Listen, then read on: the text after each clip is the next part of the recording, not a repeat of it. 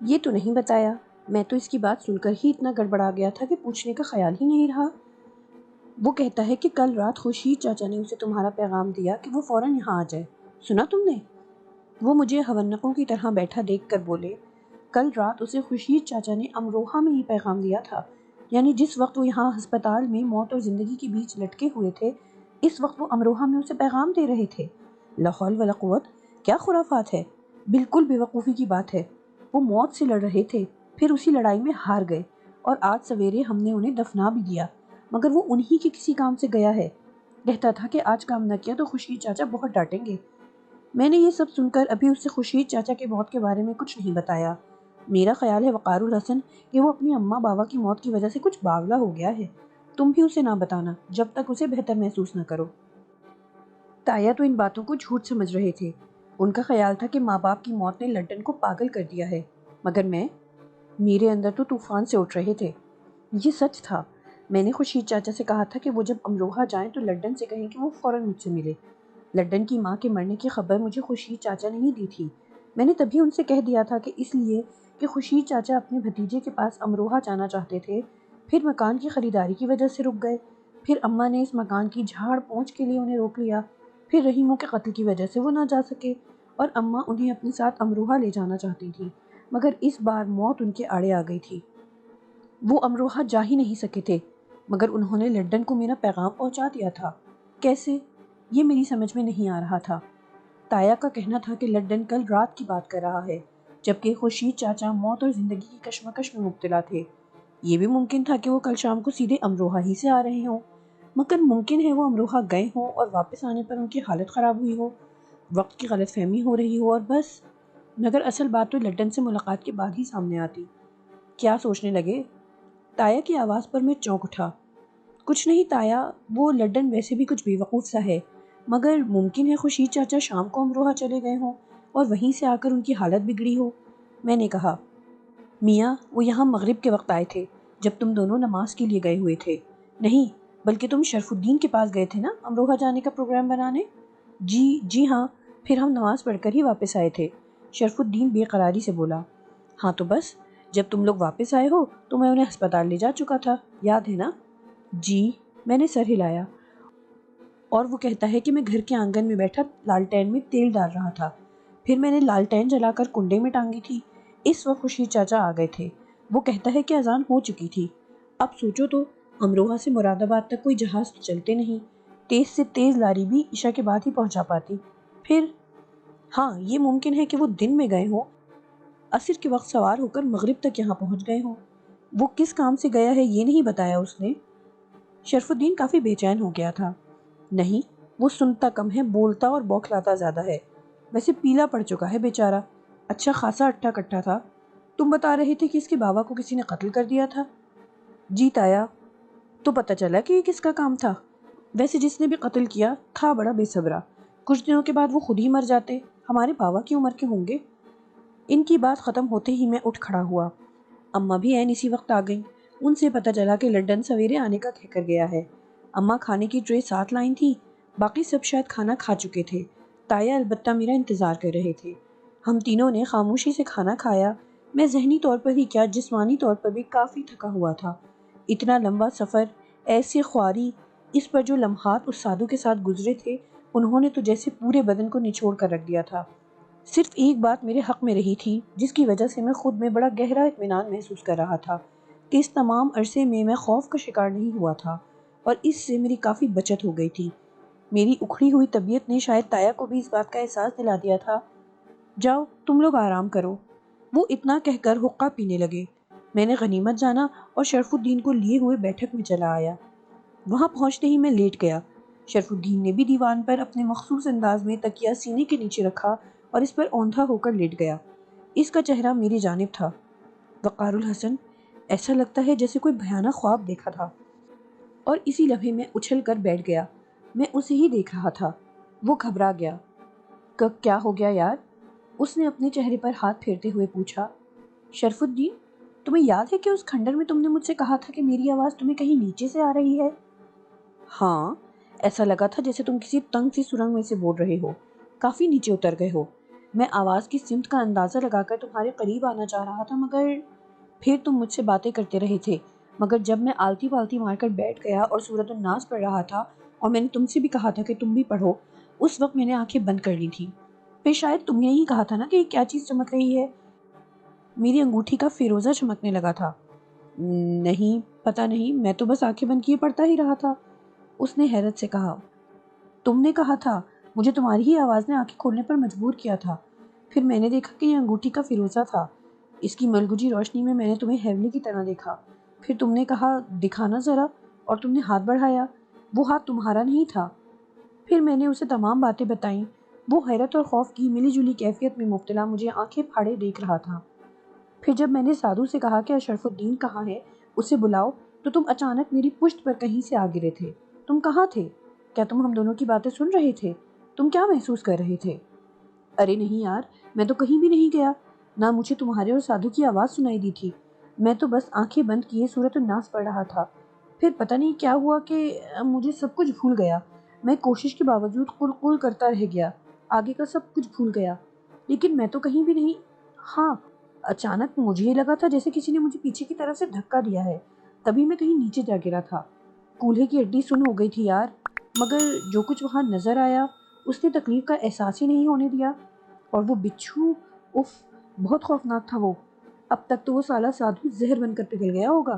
ویسے وقار الحسن، مان گئے یار، سنہرے بابا اور فقیر بابا نے سچ ہی کہا تھا، تم نے اس جیسے گھاک جادوگر کو ختم کر دیا۔ اب ڈٹے رہنا، یہ راستہ تو صاف ہو گیا۔ اب جلدی سے امروہہ چلو اور اس شکنتلا کا معاملہ بھی نمٹا دو۔ یار، پرکاش کی لاش ڈھونڈ کر اسے دے دلا کر معاملہ ختم کرو، پھر عصمت جہاں ہی رہ جائیں گی۔ میرا تو خیال ہے کہ شریف خاتون ہیں، پردہ دار بھی ہیں، حویلی میں رونے گانے کا بھی شوق نہیں ہے انہیں، ان کا معاملہ صاف ستھرا ہے۔ وہ کہہ رہا تھا اور میں خود میں گہرا اطمینان سا اترتا محسوس کر رہا تھا۔ واقعی ساری کہانی یوں چٹکی بجاتے ختم ہو گئی تھی۔ شکنتلا بیچاری تو بالکل بے ضرر تھی۔ میں نے بھی سوچ لیا کہ اب امروہہ جا کر اس کا مسئلہ بھی دیکھوں گا۔ گو ابھی تک میری سمجھ میں نہیں آیا تھا کہ اس کے سلسلے میں مجھے کیا کرنا ہے، مگر بہرحال مجھے خدا سے امید تھی کہ میں جلد ہی اس معاملے کو بھی نمٹا سکوں گا۔ ذہن میں جو ایک کانٹا سا چبھ رہا تھا کہ میری اور سادھو کی بات چیت کے دوران شرف الدین کہاں تھا، وہ بھی نکل چکا تھا۔ سادھو نے شاید نظر بندی کر کے اسے میری اور ہمیں اس کی نظروں سے پوشیدہ رکھا تھا۔ میں اس وقت خود کو بہت خوش محسوس کر رہا تھا۔ فتح مندی کا احساس مجھے سرشار کیے ہوئے تھا۔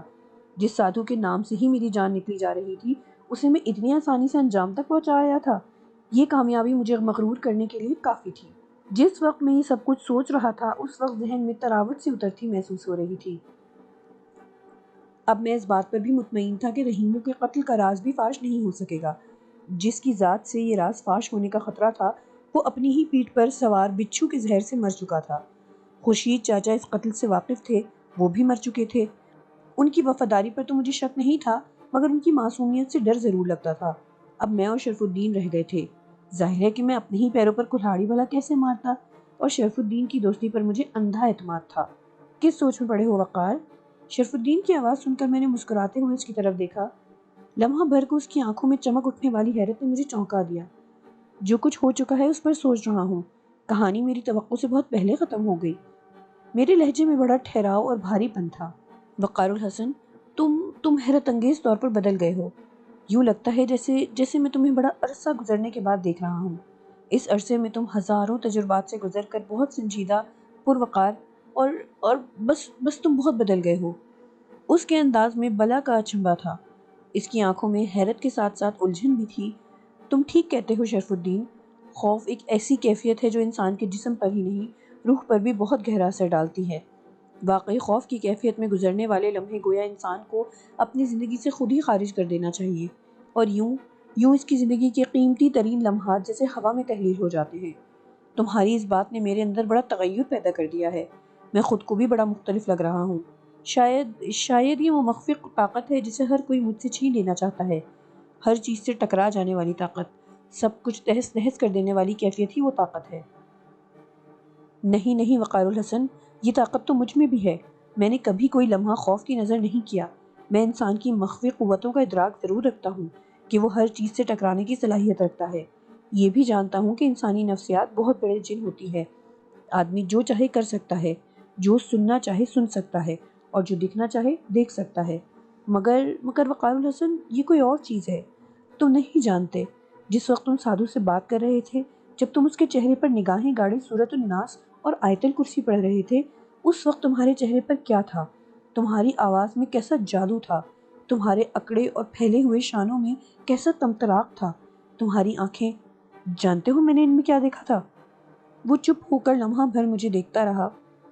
اپنی تعریف سن کر خود نمائی کا احساس مجھے بڑی شدت سے ہوا تھا، اور میں نے اپنے ہونٹوں پر پراسرار قسم کی مسکراہٹ پیدا کرنے کی کوشش کی، پھر آنکھوں کو نیم وا کر کے بڑے انداز سے اسے دیکھا۔ کیا دیکھا تھا تم نے؟ میں نے یوں پوچھا جیسے کوئی باپ اپنے بچے کی معصوم سی کہانی سن کر حیرت زدہ ہونے کی کوشش کر رہا ہو۔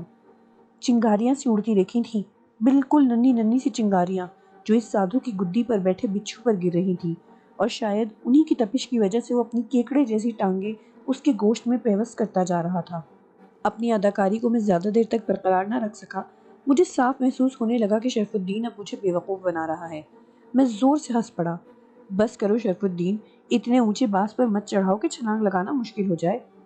یہ مذاق نہیں ہے وقار الحسن، یہ مذاق نہیں ہے۔ ہاں، یہ کہہ سکتے ہو کہ شاید اس فیروزے کی انگوٹھی کا کمال ہو، یا ان باداموں کا جو وکیل بابا نے تمہیں دیے تھے۔ تم بالکل بدل چکے ہو وقار الحسن، اسے مان لو۔ وہ واقعی بہت سنجیدہ تھا۔ اس کا انداز، اس کا لہجہ اس کی سچائی کا ثبوت تھا۔ مگر یہ تو کوئی بات نہ ہوئی۔ یہ کیسی طاقت اور قوت ہے جس کو میں محسوس نہیں کر رہا؟ یہ ٹھیک ہے کہ وہ سادھو، اس کے جنتر منتر بیکار ہو گئے، مگر اس کی وجہ میری کوئی مخفی قوت نہیں، بلکہ یہ فیروزے کی انگوٹھی، آیت الکرسی اور سورۃ الناس کا کمال تھا۔ وقار الحسن، ایسے ہزاروں لوگ ہیں جو دن بھر ہزاروں آیتیں پڑھتے ہیں، دعائیں کرتے ہیں، مگر ان کی پڑھی ہوئی آیتوں کا اثر اتنا طاقتور نہیں ہوتا۔ ان کی دعائیں پوری ہوتی ہیں، مگر بتدریج، آہستہ آہستہ، مگر میں نے کسی آیت کو یوں جادو اثر ہوتے نہیں دیکھا۔ شرف الدین، تم غلط بات کر رہے ہو۔ میرا لہجہ کافی سخت تھا، مجھے اس کی باتوں سے تکلیف پہنچی تھی۔ خدا کے کلام کی طاقت کا تمہیں اندازہ نہیں ہے، یا پھر شاید تمہارا ایمان پختہ نہیں ہے۔ ہاں ہاں، یہی میں کہنا چاہ رہا تھا۔ اب تم نے کہا ہے تو مجھے الفاظ مل گئے ہیں۔ میرا مطلب یہی تھا کہ شاید ان لوگوں کا ایمان اتنا پختہ نہیں ہوتا کہ کوئی آیت پڑھیں اور پڑھتے ہی اس کا اثر ہو جائے۔ تمہارے ایمان کی پختگی ہی اصل طاقت ہے، یہی ہے وقار الحسن۔ وہ جذباتی ہو کر اٹھ بیٹھا۔ ہاں، ہو سکتا ہے یہی طاقت ہو، اس سے بڑی کوئی طاقت دنیا میں ہے ہی نہیں، میں نے پرخیال انداز میں کہا۔ پھر مجھے لڈن کا خیال آ گیا۔ یار شرف الدین، یہ لڈن والی کہانی کیا ہے؟ ہاں وقار الحسن، یہ نئی کہانی شروع ہو گئی ہے۔ تم نے میرے سامنے ہی خورشید چاچا سے کہا تھا کہ وہ امروہہ جائیں تو لڈن کو یہاں بھیج دیں۔ اب وہ آئے گا تو اس سے پتہ چلے گا۔ اتنا کہہ کر شرف الدین تکیہ ٹھیک کر کے لیٹ گیا۔ یہ اشارہ تھا کہ وہ اب سونا چاہتا ہے۔ اسے نیند نہ آ رہی ہوتی تھی تو وہ ساری رات اسی طرح تکیہ سینے کے نیچے رکھے اوندھا لیٹا رہتا تھا۔ جہاں اس نے تکیہ ٹھیک سے سر کے نیچے رکھا، سمجھو وہ سویا۔ تھکن مجھے بھی بے پناہ تھی، میں نے بھی سیدھے لیٹ کر آنکھیں بند کر لیں۔ میں بھی سونا چاہتا تھا۔ کل کی رات میں نے تقریباً جاگتے گزاری تھی، کیونکہ گھر میں خورشید چاچا کی میت رکھی تھی۔ پھر سویرے انہیں دفنانے کے بعد سویا تھا، مگر چند گھنٹوں کی نیند رات بھر کی نیند کا نیم البدل نہیں ہو سکتی۔ سو نیند سے بدن میں اینٹھن سی تھی جو اس لمبے اور حیرت زدہ سے سفر نے دو چند کر دی تھی۔ میرے پٹھے اکڑے ہوئے تھے، پنڈلیوں میں تو بہت ہی زیادہ اینٹھن تھی۔ جی چاہ رہا تھا کہ کوئی مالش کر کے پٹھوں کو نرم کر دیتا، سر میں تیل ڈال کر کچھ سر کی مالش بھی کر دیتا تو مزے کی نیند آ جاتی، مگر اس وقت اتنی ہمت نہ تھی کہ اماں کے کمرے میں جا کر جہانی آپا یا شنو آپا سے ہی سر میں تیل ڈلوا لیتا۔ اماں پنڈلیوں میں دوپٹہ کس کر باندھ دیا کرتی تھیں، جس سے بڑی جلدی آرام آ جاتا تھا۔ میں یہ باتیں سوچتا رہا مگر اٹھا نہیں۔ کچھ دیر بعد ایسی ہی باتیں سوچتے سوچتے میں سو گیا۔ صبح اٹھا تو اذانیں ہو رہی تھیں۔ شرف الدین بے خبر سو رہا تھا۔ میں نے اسے ہلایا تو وہ ہڑبڑا کر اٹھ بیٹھا۔ تب میں نے دیکھا کہ اس کا چہرہ پسینے سے تر ہو رہا تھا، آنکھوں میں سرخی کے ساتھ وحشت بھی بھری تھی۔ وہ پھٹی پھٹی آنکھوں سے مجھے دیکھ رہا تھا۔ او بھائی، اے میاں، میرے سر پر اب سینگ بھی نکل آئے ہیں کیا؟ اوہ! اس نے چونک کر اپنے چہرے پر ایک ہاتھ پھیرا، پھر دونوں ہاتھوں سے بالوں کو پیچھے کی طرف کرتے ہوئے وہ دیوان پر ٹانگیں لٹکا کر بیٹھ گیا۔ اس کا سر اب بھی اس کے ہاتھوں میں تھا۔ مجھے یوں لگا جیسے وہ اپنے حواسوں میں نہیں ہے۔ وہ بار بار اپنے سر کو جھٹکے دے رہا تھا۔ کیا بات ہے شرف الدین؟ میں اس کے قریب بیٹھ گیا۔ ہاں نہیں، کچھ نہیں، شاید میں خواب دیکھ رہا تھا۔ وہ بچھو، وہ ہمارا پیچھا کر رہا ہے۔ اس نے یہاں تک کا سفر ٹانگے کے پہیے پر بیٹھ کر کیا ہے وقار الحسن۔ وہ یہاں موجود ہے، یہیں کہیں۔ شرف الدین کی حالت اس وقت کافی خراب تھی۔ پسینہ چہرے پر یوں پھوٹ رہا تھا جیسے وہ سخت ورزش کر کے آ رہا ہو یا آگ کے قریب بیٹھا ہو۔ اس کی آنکھوں میں وحشت بھری تھی اور نچلا ہونٹ لرز رہا تھا۔ شرف الدین، خود کو سنبھالو، تم نے کہا ہے کہ تم بھیانک خواب دیکھ رہے تھے۔ وہ ایک خواب ہی تھا۔ کل کی کیفیت بہت شدید تھی، اس کا ذہن پر تعدیر غالب رہنا پائندز قیاس نہیں، لیکن اسے حقیقت سمجھ لینا میری بے وقوفی ہے۔ اٹھو، نہا لو تاکہ طبیعت کا بھاری پن ختم ہو جائے۔ اذان ہو چکی ہے، نماز پڑھ کر ٹہلنے چلیں گے، اٹھو۔ وہ سر اٹھائے میری طرف دیکھ رہا تھا، جیسے میری باتوں میں وزن تلاش کر رہا ہو۔ وہ بہت جلد خود پر قابو پانے میں کامیاب ہو گیا۔ شاید اسے یقین آ گیا تھا کہ وہ ایک بھیانک خواب تھا اور بس۔ وہ اٹھا۔ میں نے باہر جا کر دیکھا کہ غسل خانہ خالی ہے یا نہیں۔ ابھی صرف اماں ہی اٹھی تھی۔ میں جانتا تھا کہ تھوڑی ہی دیر میں پھوپھی اور بہنیں بھی اٹھ جائیں گی۔ میں نے شرف الدین کو تولیہ اور ثابت دانی تھما کر کہا کہ وہ جلدی سے فارغ ہو جائے۔ شرف الدین نے نہانے میں دیر نہیں لگائی۔ اماں اس دوران میں نماز پڑھ کر چائے کا پانی رکھ چکی تھی۔ شرف الدین کے بعد میں نہا کر نکل آیا۔ اس وقت تک اماں ناشتہ تیار کر چکی تھی۔ تایا لہسن کی چٹنی اور باسی روٹی بڑی رغبت سے کھاتے تھے۔ اس زمانے میں ناشتے میں انڈے ڈبل روٹی کا فیشن نہیں تھا۔ ہم سب رات کا سالن عموماً باسی روٹی سے کھاتے تھے۔ کبھی کبھی اماں مکھن لگی روٹی بھی بنا دیا کرتی تھی۔ اس وقت انہوں نے مکھن لگی روٹی، رات کا سالن اور پیالے میں شہد ہمارے سامنے رکھ دیا۔ تایا بھی نماز سے فارغ ہو کر آ گئے۔ میں اور شرف الدین بھی نماز سے فارغ ہو کر ناشتے کے لیے بیٹھ چکے تھے۔ وقار الحسن، کیا تم امروہہ جانے سے گریزاں ہو؟ اماں نے چائے کا گھونٹ لیتے ہوئے پوچھا۔ نہیں تو اماں، یہ آپ نے کیسے جانا؟ میں نے کہا۔ تم نے اس بارے میں کوئی بات نہیں کی، جبکہ میں تم سے کافی عرصے سے کہہ رہی ہوں کہ میں جلد از جلد اپنے مکان میں منتقل ہو جانا چاہتی ہوں۔ اگر تم امروہہ جانے سے اجتناب برت رہے ہو تو میں لنڈن کے ساتھ چلی جاؤں گی۔ سردیاں شروع ہو رہی ہیں اور ہمارے پاس گرم کپڑے یا رضائیاں نہیں ہیں۔ یہ سامان امروہہ سے لانا ضروری ہے۔ اماں کے لہجے میں طنز تھا۔ شاید وہ مجھے بزدلی کا طعنہ دے رہی تھی۔ ممکن ہے وہ سمجھ رہی ہوں کہ شکنتلا کی روح سے چھٹکارا مل جانے کی وجہ سے میں اب دوبارہ وہاں نہیں جانا چاہتا۔ نہیں اماں، کل میں آپ سے بات کرتا، لیکن تھکن بہت زیادہ تھی۔ کل ہمیں بڑا پیدل چلنا پڑا تھا۔ اب آپ جب کہیں میں چلنے کو تیار ہوں۔ دلہن، کیا یہاں تم بہت تکلیف میں ہو؟ تایا، جو اب تک بڑی خاموشی سے ناشتہ کر رہے تھے، بول اٹھے۔ نہیں بھائی صاحب، تکلیف کی بات نہیں ہے۔ آپ نے ہمارا خیال رکھا ہے، مگر جب گھر خرید لیا گیا ہے تو کیا اسے یوں ہی خالی پڑا رہنے دیا جائے گا؟ دوسری بات یہ کہ جہانی کے رشتے کی بات چیت چلی ہے۔ میں چاہتی ہوں کہ جو کچھ بھی ہو اپنے ہی گھر میں ہو۔ بچی کا معاملہ ہے، چھوٹی دلہن زبان کی خراب ہیں اور اپنے رویے سے ہر آئے گئے پر برا اثر ہی ڈالتی ہیں۔ انہیں مہمانوں کے سامنے آنے سے روکا بھی نہیں جا سکتا، اور سچی بات یہ ہے کہ میرے دل کو ہر وقت کھٹکا لگا رہتا ہے۔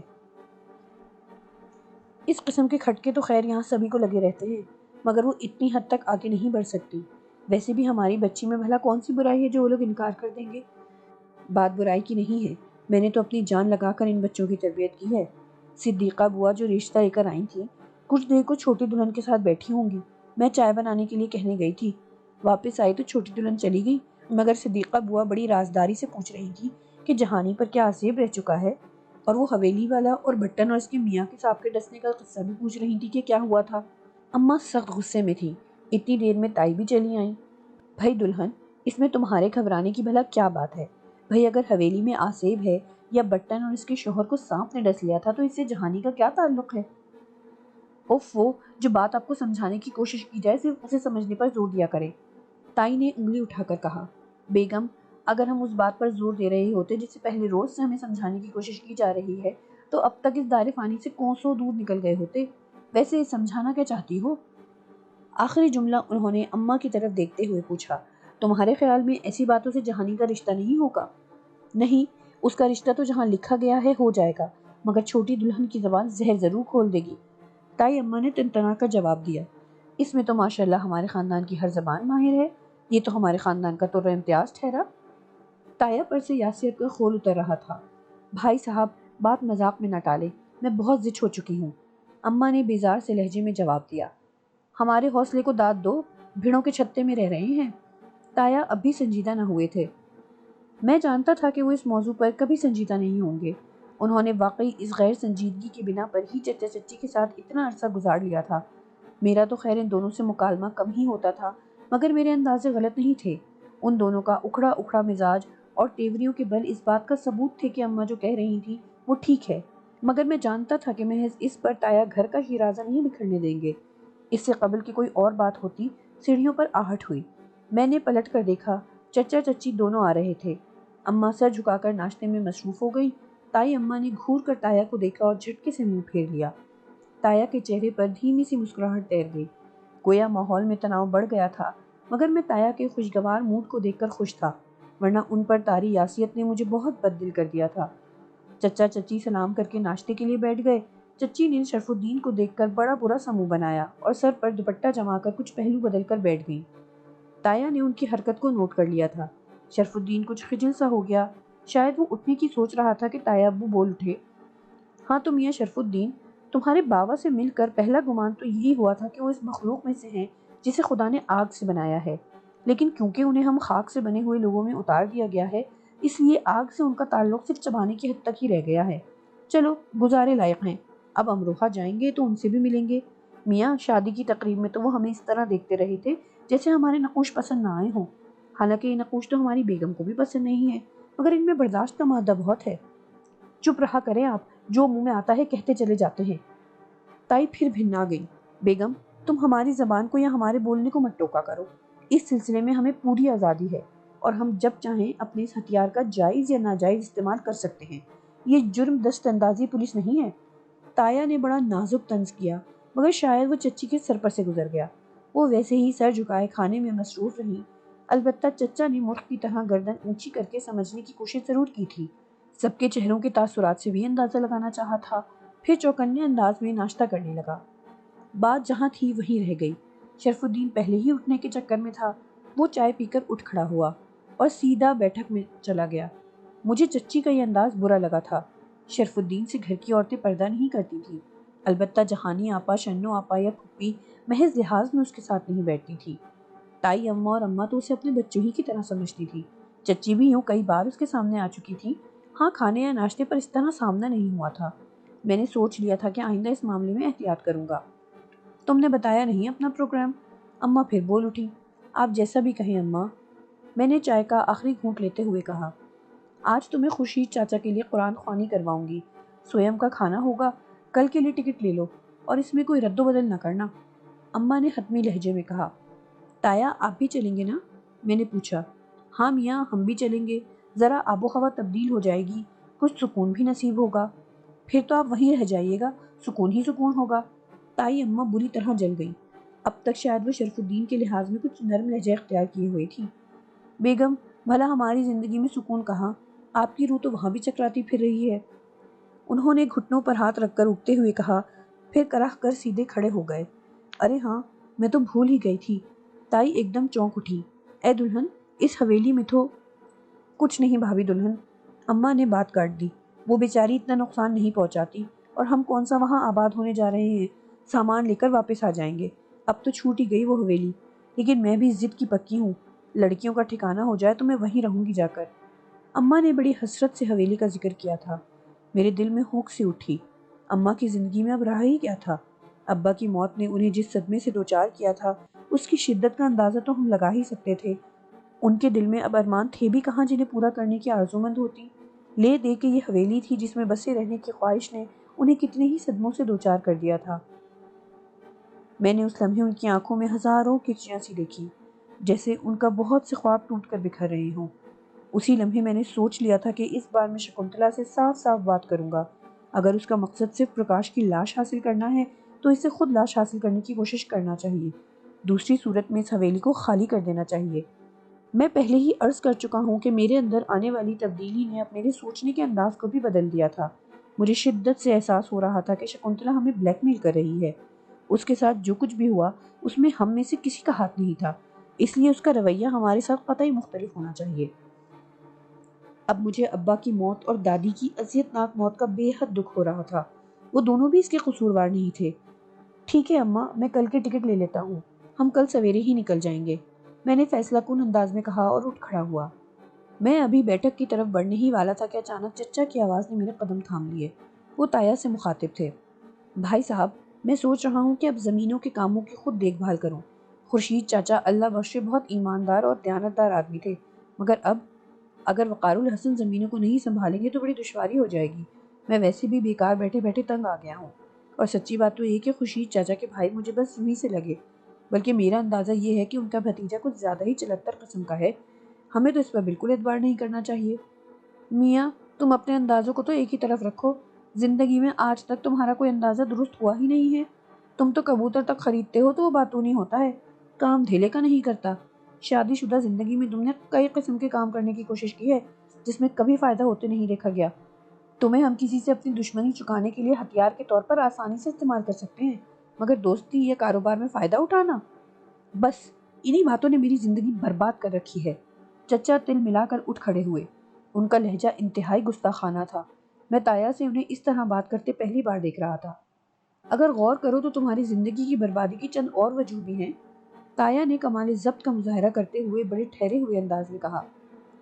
ہاں ہاں، میں جانتی ہوں کہ آپ کیا کہنا چاہتے ہیں، چچی بھننا کر بولی۔ اتنی سمجھدار کب سے ہو گئی بی بی؟ تایا ان کی جانب پلٹے۔ میں ہی ہوں نا ان کی بربادی کی ذمہ دار، یا آپ لوگوں نے تو ہمیں محتاج بنا کر رکھ دیا ہے؟ ڈھیلے ڈھیلے کو ہمیں آپ کا منہ دیکھنا پڑتا ہے۔ یہ کوئی نادان بچے نہیں ہیں، اپنا اچھا برا خوب سمجھتے ہیں۔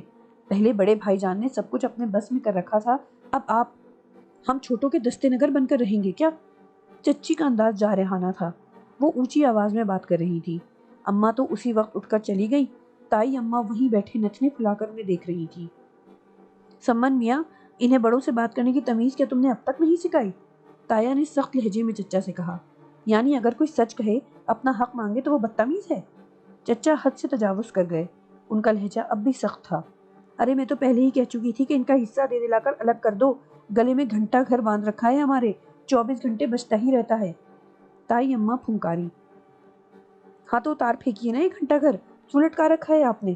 لو بھائی، زندگی نہ ہوئی کٹ پتلی کا تماشا ہو گئی۔ کہاں گئی، کیا کھایا، کیا پہنا، کیا کہا، ہر وقت ہر بات کی جاسوسی، ہر آئے گئے کے سامنے بے عزتی۔ چچی نے تنک کر جواب دیا۔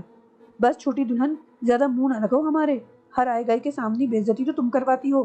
صدیقہ بوا سے اتنی باتیں کرنے کی کیا ضرورت آن پڑی تھی؟ آئے ہائے، یتیم بچیوں کی دشمن بنی ہوئی ہو، اللہ ماری ذرا خوف خدا نہیں تمہیں؟ چچا بڑے جارحانہ انداز میں کھڑے سب کو دیکھ رہے تھے۔ پھوپھی، جہانی آپا، شنو آپا دور اماں کے ساتھ دروازے میں سے جھانک رہی تھی۔ تایا کے چہرے پر گہرا دکھ پھیل چکا تھا۔ اب میری مداخلت ناگزیر ہو چکی تھی، ورنہ عموماً میں عورتوں والے معاملے میں بولتا نہیں تھا۔ چچا کے تیور اچھے نہیں تھے، اس لیے میں ان کے قریب پہنچ گیا۔ چچا، ایک ہی گھر کے افراد میں اتنی نفرتیں، یہ اچھی بات نہیں ہے۔ بیٹھ جائیے، جو آپ کا حق ہے اس پر بھی کوئی اعتراض نہیں کر سکتا، مگر حق مانگنے کا یہ طریقہ غلط ہے۔ بس بس میاں، یہ بڑے ہی نصیحتیں کرنے کو کافی ہیں، تم ابھی زمین سے ابھرے نہیں ہو۔ اور انہوں نے میرا ہاتھ غصے اور نفرت سے جھٹک دیا جو میں نے بڑے پیار اور احترام سے ان کے کندھے پر رکھا تھا۔ لمحہ بھر کو میں غصے میں بھننا کر رہ گیا۔ بیٹھ جاؤ سمن، مجھے مجبور نہ کرو کہ میں تمہیں آگ کرنے کی دھمکی دے رہے ہیں تو سن لیجئے کہ یہ اختیار آپ کو نہیں ہے۔ چچا نے تایا کی پوری بات سنے بغیر ہی چلا کر جواب دیا۔ تایا کا چہرہ دکھ اور غصے سے تمتما اٹھا۔ تایا، میں نے جلدی سے ان کے قریب جا کر کہا، یہ جو کچھ چاہتے ہیں انہیں دے دے۔ تایا نے میری آنکھوں میں دیکھا، میں نے پلکیں جھپک کر اپنی بات کی تائید کی۔ تم نہیں جانتے وقار الحسن کہ یہ شخص نوٹوں کی گڈیوں کو کبوتروں میں تبدیل کر دے گا۔ اس کا جن لوگوں میں اٹھنا بیٹھنا ہے انہیں جانتا ہوں میں۔ یہ ہندو بنیوں کے ساتھ جوا کھیلتا ہے۔ میرا جو جی چاہے گا میں کروں گا۔ بڑی دولت دی جاتی ہے نا مجھے کہ میں جوا کھیلتا ہوں؟ ارے پیسے پیسے کو محتاج ہوں، قرض دار ہوں لوگوں کا۔ نیچ سے نیچ ذات کا ہندو بھی میری ہنسی اڑاتا ہے کہ وہ جا رہا ہے نواب گھرانے کا بھکاری۔ اس میں تمہاری عادات و اطوار کو زیادہ دخل ہے۔ ٹھیک ہے جی، ہماری عادات و اطوار بگڑی ہوئی ہیں، کل کلاں کو برا وقت آیا تو آپ کے دروازے پر نہیں آئیں گے۔ ہمیں ہمارا حصہ دے اور بس۔ لو بھیا، ہمارے پاس تو ایک چھپر بھی نہیں، ایک وہ بھابھی دلہن ہے کہ اتنی بڑی حویلی پر قبضہ جمائے بیٹھی ہیں اور اب یہاں بھی اتنی بڑی کھوٹی خرید لی۔ یہ انصاف ہے آپ کا؟ چچی بھی ترکی بترکی جواب دے رہی تھی۔ صدمے سے تایا کا چہرہ سفید پڑ گیا۔ میں ان کی کیفیت دیکھ کر گھبرا گیا تھا۔ تائی اماں غصے سے چیخ اٹھی۔ دے دیں گے بہن تمہارا حصہ بھی، جان دینے سے تو یہی بہتر ہے۔ اتنا کہہ کر تائی اماں لپک کر پانی کا کٹورا لے آئیں۔ میں نے تایا کو پانی پلایا۔ سمن، اپنی زوجہ کو لے کر یہاں سے چلے جاؤ، میں رات کو تم سے بات کروں گا، تایا نے ضبط سے کام لیتے ہوئے دبے لہجے میں کہا۔ تائی اماں کی چیخنے سے اماں بھی دوڑی چلی آئی تھی۔ کیا ہوا بھابھی دلہن، کیا بات ہے؟ جائیداد کا حصہ حلق کی ہڈی بن گیا ہے ہمارے، پتہ نہیں دے دلا کر مصیبت ختم کیوں نہیں کرتے؟ ان کی بات سن کر اماں نے ایک نظر چچا اور چچی کو دیکھا، پھر تایا کی طرف دیکھتے ہوئے بولی، بھائی صاحب، میں آج ہی یہ فیصلہ نمٹا دوں گی، آپ وکیل کو بلا لیں۔ تایا نے دکھ سے ان کی طرف دیکھا۔ اماں نچلا ہونٹ کاٹتے ہوئے پلٹ گئی۔ چچا اور چچی بھی بھنائے ہوئے سیڑھیوں کی طرف بڑھ گئے۔ اس دوران میں جہانی آپا، شنو آپا وغیرہ کھانے کے برتن اٹھا چکی تھی۔ میں نے تایا کو چارپائی پر لٹا دیا۔ تائی اماں اٹھ کر کوثر کے کمرے میں چلی گئی۔ کوثر چچا اور چچی کی جھک جھک کی وجہ سے ہی کھانا اپنے کمرے میں کھایا کرتی تھی۔ اچھا خاصا خوشگوار ماحول خراب ہو چکا تھا۔ مجھے چچا اور چچی پر بہت غصہ تھا۔ میں نے بھی فیصلہ کر لیا کہ ان کا حصہ انہیں دے دلا کر الگ کر دوں۔ ویسے بھی جائیداد کا بٹوارا اب ضروری ہو گیا تھا۔ میں جن چکروں میں پڑ چکا تھا ان سے چھٹکارا آسان لگ رہا تھا، مگر چچا اور چچی کی حد سے بڑی ہوئی نفرت سے کوئی بہت بڑا نقصان بھی ہو سکتا تھا۔ نہ معلوم اس لمحے یہ بات میرے ذہن میں کیوں اور کیسے آ گئی کہ یہ دونوں اماں کو نقصان بھی پہنچا سکتے ہیں۔ اس خیال نے میرے فیصلے کو مزید مستحکم کر دیا اور میں تایا سے کہہ کر کہ وہ واقعی شام میں وکیل کو بلا کر چچا کا حصہ دینے کا انتظام کریں، شرف الدین کے پاس آ گیا۔ میں اس سے سخت شرمندہ تھا کہ یہ سب کچھ اس کے سامنے ہوا، پھر چچی کے رویے سے بھی یقیناً اسے دکھ پہنچا ہوگا۔ میں اندر گیا تو وہ پھر اپنے مخصوص انداز میں بیٹھا۔ معاف کرنا شرف الدین، یہ لوگ ذرا بس۔ اس نے ہاتھ اٹھا کر میری بات کاٹ دی۔ میں جانتا ہوں، اور جائیداد کے بٹوارے والی بات میں نے تم سے بہت پہلے کی تھی۔ حیرت ہے اتنا بڑا واقعہ ہو جانے کے بعد بھی تم نے اس بارے میں سنجیدگی سے نہیں سوچا تھا۔ ہاں بس غلطی ہو گئی، مگر اب میں وہ غلطی دہراؤں گا نہیں، میں نے اس کے قریب بیٹھتے ہوئے کہا۔ شرف الدین، تم چچا کو نہیں جانتے، وہ دنوں میں ساری جائیداد ملیا میٹ کر دیں گے۔ تمہیں اس سے کیا، وہ جو بھی کریں اس کی ذمہ داری تم لوگوں پر عائد نہیں کر سکیں گے۔ میں نے کوئی جواب نہ دیا، میرا موڈ بہت خراب ہو چکا تھا۔ کچھ دیر ہم خاموش رہے، پھر میں نے اس سے کہا کہ ہم کل امروہہ چل رہے ہیں، وہ اپنی تیاری کر لے۔ یہ سن کر وہ اٹھ گیا۔ اس نے جانے میں دیر نہیں کی۔ اس کے جانے کے بعد میں اماں کے پاس گیا۔ اماں، میں، تائی اور تایا بڑی دیر بیٹھے باتیں کرتے رہے۔ موضوع چچا اور چچی کا رویہ تھا۔ تایا اب بھی مصر تھے کہ اس بے وقوف کی باتوں پر کان نہ دھرا جائے۔ وہ جانتے تھے کہ وہ بہت جلد سب کچھ ضائع کر کے کوڑی کوڑی کو محتاج ہو جائیں گے۔ یہ ان کی محبت تھی کہ وہ انہیں تکلیف میں نہیں دیکھنا چاہتے تھے، مگر اماں بہت غصے میں تھی۔ انہیں دکھ تھا کہ ہمیشہ اتنا خیال رکھنے کے باوجود دونوں میاں بیوی انہیں مورد الزام ٹھہراتے تھے اور ان سے حسد کرتے تھے۔ انہوں نے تایا سے کہہ دیا، بھائی صاحب، میں تو اب ان کا حصہ اپنے ہاتھ میں نہیں رکھوں گی، نہ اس کی زمینوں کی دیکھ بھال کی ذمہ داری میری ہوگی۔ میں آج ہی یہ معاملہ نمٹا دوں گی۔ آپ چاہیں تو اس بکھیڑے میں پڑے رہیں، مجھ سے کوئی توقع نہ رکھیں۔ اے ٹھیک تو کہہ رہی ہے دلہن، اس گھنٹہ گھر کو کیا آپ میرے گلے میں باندھیں گے؟ تائی اماں تایا کا مقصد جان کر بول اٹھی۔ تایا اماں اور تائی کو دیکھتے ہی رہ گئے، مگر یہ سچ تھا کہ ان دونوں ہی نے اپنی حرکتوں سے دل اتنا کھٹا کر دیا تھا کہ وہ کچھ سننے کو تیار ہی نہ تھی۔ تایا چپ ہو گئے۔ اس شام میں اور شرف الدین جا کر امروہہ کے ٹکٹ لے آئے۔ لڈن کا کہیں پتہ نہ تھا، مجھے صبح سے اس کا بڑی شدت سے انتظار تھا۔ اماں نے بتایا تھا کہ وہ سویرے آنے کا کہہ کر گیا ہے اور اب شام ہو چکی تھی۔ ایک بے چینی سی تھی جو مجھے پریشان کیے ہوئی تھی۔ کچھ اتا پتہ بھی نہیں تھا کہ میں اس کے بارے میں معلوم کرتا۔ تایا نے صرف اتنا بتایا تھا کہ وہ خورشید چاچا کے کسی کام سے گیا ہے۔ وہ کیا کام تھا؟ بھلا خورشید چاچا کا مرنے کے بعد کیا ضروری کام تھا جو ہم نہیں کر سکتے تھے؟ یہ سمجھ میں نہیں آ رہا تھا۔ مجھے تو پہلے ہی اس بات کی بے چینی تھی کہ میں اس سے پتہ کروں کہ اس کی اماں کیسے مری، اور اب یہ دوسری بے کلی تھی جس نے مجھے پریشان کیا ہوا تھا۔ ہم امروہہ کے ٹکٹ لے آئے تھے، اماں نے جانے کی تیاری کر لی، تایا بھی چلنے کو تیار تھے۔ شام ہی کو وکیل صاحب بھی آ گئے۔ اماں اور تایا نے ان سے ضروری کاغذات تیار کرنے کو کہا، جس پر انہوں نے وعدہ کیا کہ وہ ہفتہ بھر میں کاغذات تیار کر دیں گے۔ اماں نے سکھ کا سانس لیا کہ وہ یہ ہفتہ امروہہ میں گزاریں گی۔ تائی اماں البتہ تنتناتی پھرتی رہی۔ بہرحال ہم اگلے روز امروہہ میں جانے کے لیے تیار تھے۔ اب تک اتنی مرتبہ پروگرام بنا اور بگڑا تھا کہ اب لنڈن کی واپسی کا بہانہ بناتے ہوئے بھی ڈر رہا تھا کہ اماں ناراض ہوں گی۔ پھر لنڈن ایسا کوئی اہم آدمی بھی نہیں تھا کہ میں محض اپنی بے چینی دور کرنے کے لیے ایک بار پھر پروگرام ملتوی کر دیتا۔ شرف الدین ٹکٹ لینے کے بعد اپنے گھر چلا گیا تھا۔ ہمارا پروگرام 10-11 بجے نکلنے کا تھا تاکہ ہم دوپہر تک وہاں پہنچ جائیں۔ میں نے شرف الدین سے کہا تھا کہ وہ اگر رات کو آ جائے تو ہم دونوں سنہرے بابا کی طرف چلیں گے۔ مجھے یقین تو نہیں تھا کہ ان سے ملاقات ہو سکے گی، مگر یہ امید ضرور تھی کہ ہم کم از کم اس فقیر بابا سے مل سکیں گے۔ میں ان کا شکریہ ادا کرنا چاہتا تھا۔ مجھے یقین تھا کہ سادھو کے ہتھ کنڈوں کے سامنے میں کچھ بھی نہیں تھا۔ یہ ساری کرامات اس انگوٹھی کی تھی۔ انہوں نے مجھے بڑی مشکل سے نکالا تھا۔ اب میں چاہتا تھا کہ وہ شکنتلا کے معاملے میں بھی میری مدد کریں۔ میں اس حویلی کو جلد از جلد پاک کرنا چاہتا تھا۔ شرف الدین نے وعدہ کیا کہ وہ مغرب تک پہنچ جائے گا۔ میں وکیل صاحب کے جانے کے بعد اسی کا انتظار کر رہا تھا۔ جہانی آپا اور شنو آپا دبے دبے انداز میں مجھے کہہ چکی تھی کہ میں اماں کو حویلی جانے سے باز رکھوں۔ ان کا خیال تھا کہ اماں دوبارہ وہاں گئیں تو پھر وہیں بسنے کی خواہش پھر سر اٹھانے لگے گی۔ وہ دونوں ہی وہاں جانے سے خوفزدہ تھیں۔